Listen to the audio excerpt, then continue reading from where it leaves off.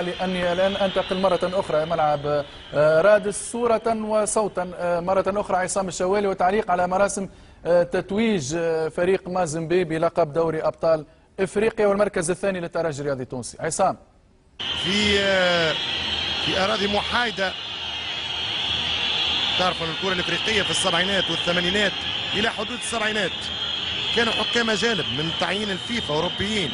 وكاد زفر ماتش تونس مصر التاريخي 97 يوم 12 جانفي.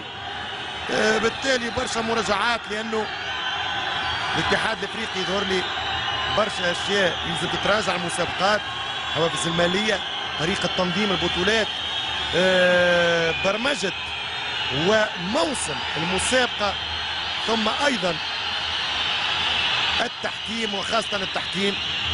نعترفوا ونقروا أنه في إفريقيا بالذات هي القارة رقم واحد اللي عندها التحكيم المحلي، الاربيتر ميزان. مباراة طبعا حسمت في الماتش الأول.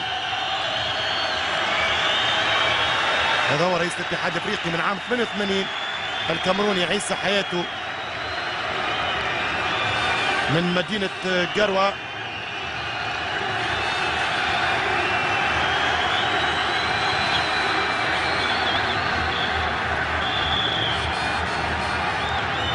الترجي التونسي والميداليات طبعا عيسى حياته، السيد نور الحداد نائب رئيس الجامعة التونسية لكرة القدم، وايضا السيد محمد حسني ممثل وزارة الشباب والرياضة والتربية البدنية.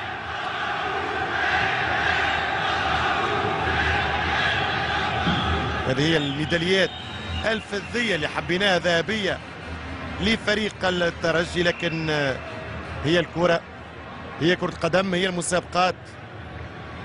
والترجي ان شاء الله سيعود كما قلنا في الربيع القادم من اجل طموح تكرار التجربة ومن اجل المحاولة من جديد لمعانقة التتويج الافريقي الغايب 12 سنة الان على الترجي و16 سنة على مستوى الكاف شامبيونز ليج.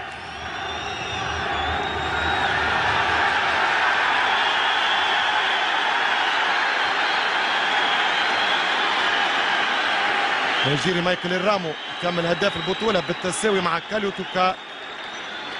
هذا طبعا خليل الجبابلي معدل بدني للترجي، شغل كبير. الطاقم الطبي والطاقم الفني لفريق الترجي اللي يحاول. دكتور ياسين بن احمد اللي عمل مجهود كبير طيلة مشوار البطولة وهو موجود الآن لأداء مناسك الحج في البقاع المقدسة. إن شاء الله حج مبرور وذنب مغفور. وبالنسبة للمشاركات الافريقية الموسم القادم قلت ستنطلق في شهر